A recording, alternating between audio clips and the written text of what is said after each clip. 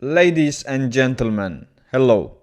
Today we are going to analyze my third game that I played in Amsterdam Chess Open 2025.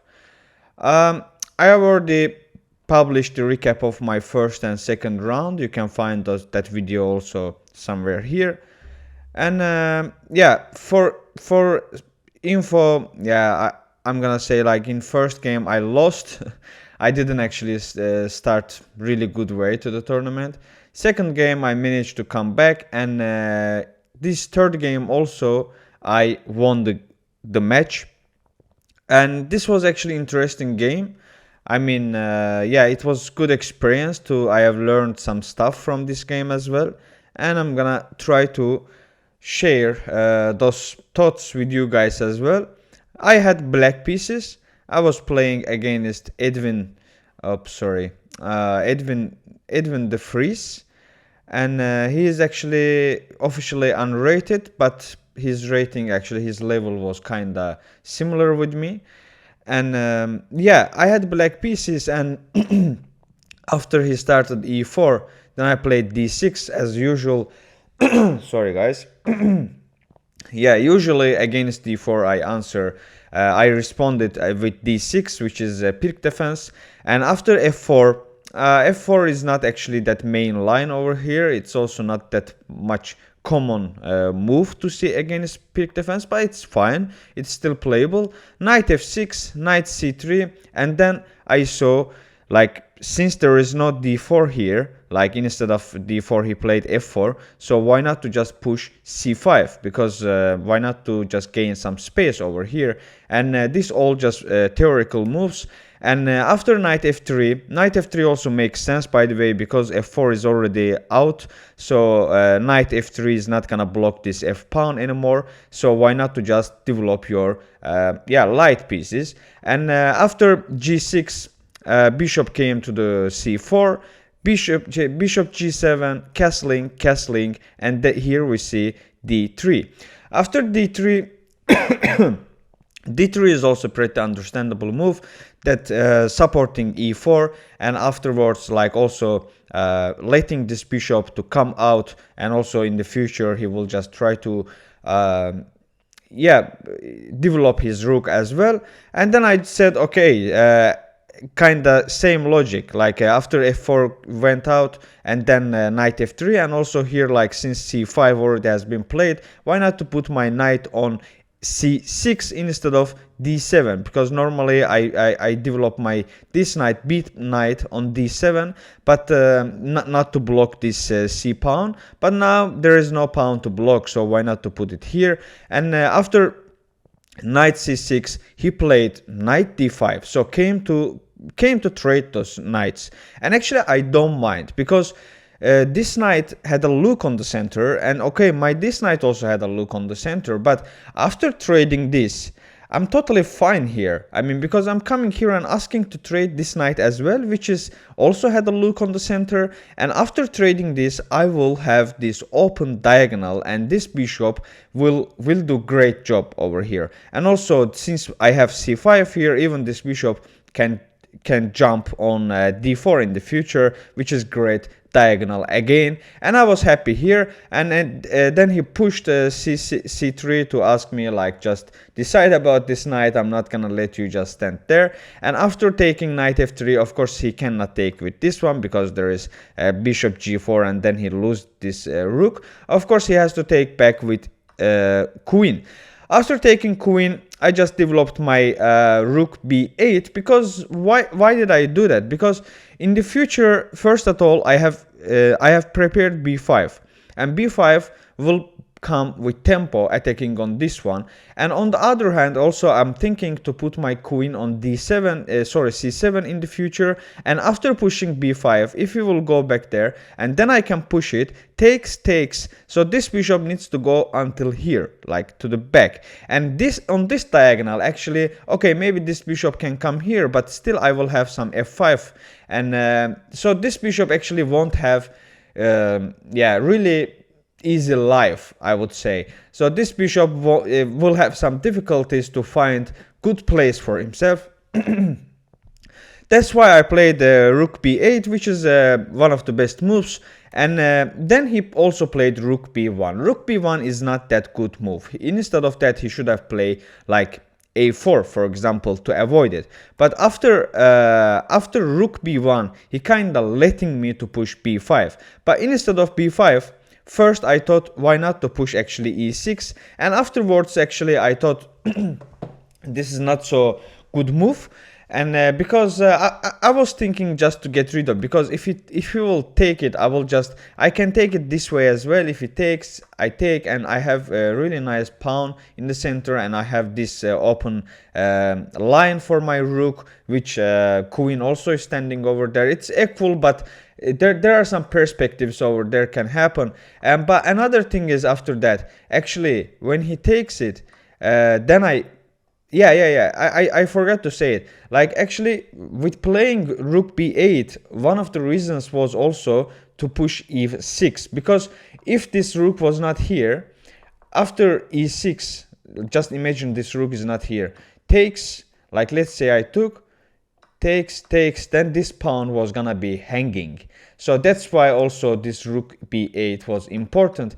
And after pushing e6, he didn't take, and instead of that he played bishop e3. He said just, okay, I'm gonna wait, I will just ignore it, like let's see what are you going to do. And here I played queen c7. Queen c7 actually aiming a lot of things in the future. First of all, after pushing this, as I mentioned a bit early, like after pushing this, when he goes there, now I can push this c4. Otherwise, if this queen is not here, and then just this is, I can't push this c4, and this bishop actually will still be sitting in this diagonal, which I don't want. And then that bishop went back, and then I pushed b5 finally, and here he made mistake. d4 is huge mistake. Instead of d4, I think, or after taking this, or just I don't know, queen g3 to have a no, actually queen g3, sorry, something like this, because after this he's gonna, like, he can push it and will be attacking on here and blah blah. So yeah, something like that. And or just simple a3 to avoid this b4, you know. And anyway, he didn't play that, he played this one, which was like a gift for me, because I immediately pushed c4. Like I already wanted to push this c4, and this pawn was the only problem, and now that pawn doesn't exist anymore, so why not to push it? And also he is actually losing this pawn. He doesn't have a proper way to protect it, because after this bishop goes back, then I play bishop b7 to attack on this pawn, and if he comes to protect it, then I have f5, and after f5 there is no way for this bishop but to go back, and then I just take this pawn, and it's already a good position for me. And of course queen needs to run somewhere, queen g3, and then I pushed e5, because I thought, like, I have to open here up.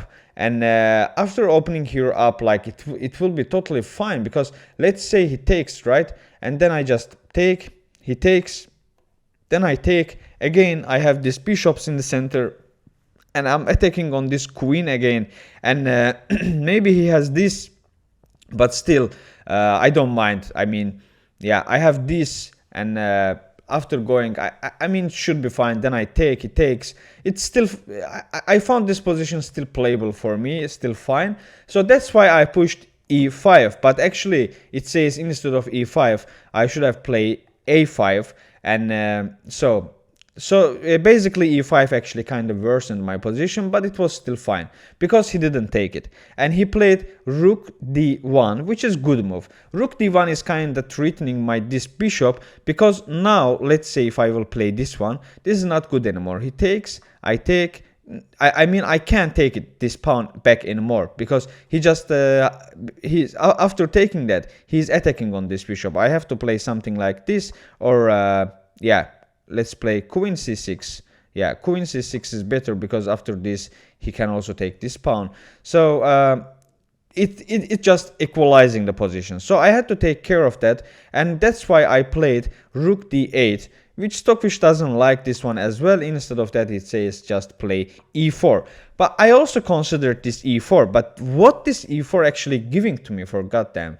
Like, I looked at it for a while, and as you can see on time also, I have only 50 minutes and my opponent still has 1 hour and 20 minutes. I spent a lot of time, but I didn't see the future for e4, and I couldn't understand what benefits I can get out of this e4, because I thought, since I have double bishops and pretty active, why do I have to lock center up? Like, I have to open the center, and I have to build some attacks on this line to the king's side, and just, yeah. But e4 kinda stopping my own ideas. Like, after e4, how I'm gonna, where I'm gonna put my this bishop? Like, this bishop doesn't have future, I mean. But Stockfish, yeah, it's different. It's not human. It doesn't think like human. So that's why I didn't play e4, of course, and I played just rook d7, because now if he takes, I can take it back again, and this bishop doesn't hang, because I will be protecting this bishop over here. And then he played b4. He kinda, yeah, asking me to take it, and I thought, like, I don't have to take it, because after taking this, I will take, and like, he will take, or he will take with a pawn, doesn't matter actually. And after this, still I didn't see, I didn't find this position really good. I mean, okay, I will play this, but I thought, like, I'm actually giving him some counterplay. That's why I didn't want to take it. Instead of that, I just played a6, and after a6 he played a3. Here we kind of waiting for each other, like, okay, the position is better for black, but white says, like, actually, okay, I'm waiting, let's see what you're gonna do. And here I played rook e8, because here I want to take this pawn, and that's why rook fe8 is the best move, by the way. I played this one, and after that he played king f1, which was super surprised move for me. He said, I understand actually, after taking this, if he comes here, he doesn't want me to put my rook here, but it's still dangerous move. Like, you're bringing your king to kind of clash zone, like battle zone, and which is not so much necessary, I would say. And anyway, after that I just played queen b7. And another thing was, by the way, I already wanted to play this queen b7 and to put it here and trade with this bishop, and just for the sake of opening here up. But before rook fe7, I cannot do this, because here he can take it, and after this I don't have this anymore. So this is totally equal, I would say. And that's why also I played rook fe8. After king f1, now I am able to play queen b6. Then rook came to the d2. I understand he wants to double his rooks. And here I played bishop e4, which is not actually that good idea. But here it says, like, just take it. And after he will take it, just play this line. I mean, take this one as well. He will take. And then this one, here it says. Because after that, if I will take it, there is something like this, I take it back. So this is totally winning, because it's really impossible to protect this pawn. I'm also asking for this pawn, so it will be totally winning for me. But I didn't see this line. I mean, I didn't see this one after he takes, and I'm coming here and taking this bishop. So I didn't calculate that much over there. Also, I didn't want to spend any more time. And yeah, that's why I just went for simple line. After this, actually I have to take it here, by the way. And after taking, he just take back with rook. And finally, e takes d4. Bishop takes, rook takes back. And here actually I thought this should be a fine move. Like even if he takes here, I will just take it this way and I will have active game, because I will push it here. I'm coming also with kind of tempo, asking for here. If you will play something like this, I have this one. So if you like, just should be fine. But Stockfish says actually this is mistake, because if you will take it, it's kind of equalizing the game. And afterwards, of course, I understood it, but that was late. I already played, but he also didn't understand it, and he played queen f3 to pin this rook here, and then I played just queen e7, and now I'm also asking for rook e1, and then he played another inaccurate move, king f2, to avoid this one. Instead of that, I think he still could have just take it, and when I take, he just takes, and he should have go for this line, still winning for black, but just better than other lines for white. And here he played this one, and then I just took this rook, because after taking this, I'm coming here. I thought like I'm coming here to trade the queens. It's totally fine. If he takes, I take. It's again like I will play just d5, and I have pretty nice attack ideas in the future. It will be fine, and it's not gonna be easy to stop these passed pawns.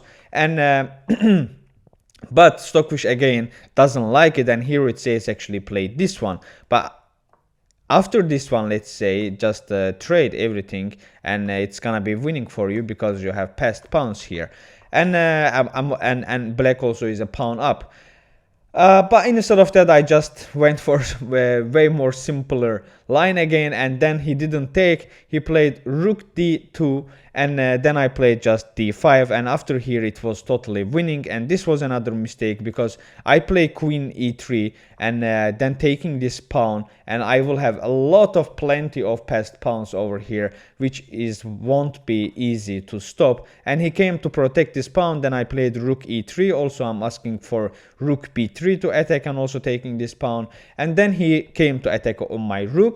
And yeah, then I came to trade the queens again, and then he went back there, and now he's actually wants to take this pawn. But I didn't want to let him. I mean, even though after, like, let's say he came here, right? Like, let's say I take, he takes, okay.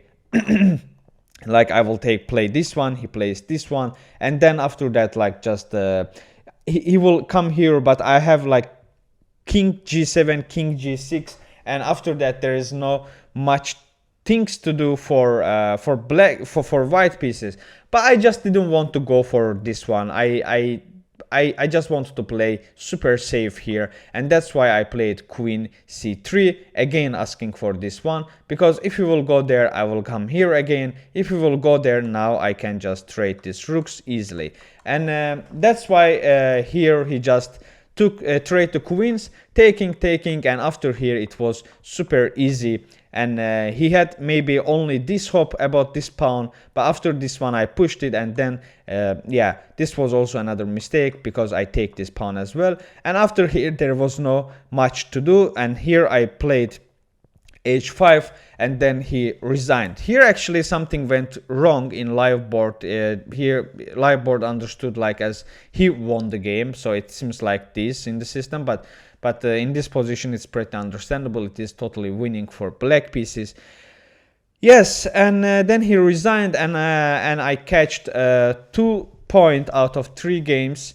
And yeah, that was good game, I would say. I hope you guys also enjoyed it, and if so, please don't forget like the video and subscribe to my channel to be aware of upcoming games, and I mean upcoming recaps of my another rounds, and we will review them all together, and we will learn together. Also, don't hesitate to share your thoughts please in the comments about this game. So see you next time guys. Till then, try to survive, be safe. Bye bye.